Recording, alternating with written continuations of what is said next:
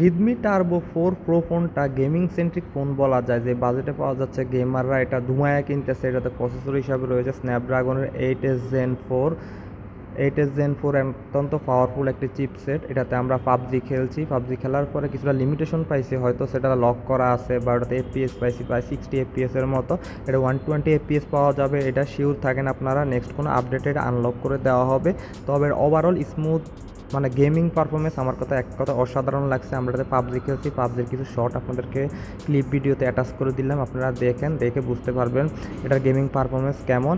আর video ভালো লাগলে অবশ্যই কমেন্ট করবেন, আর কোনো কিছু জানার থাকলে কমেন্ট সেকশনে জানাবেন অবশ্যই।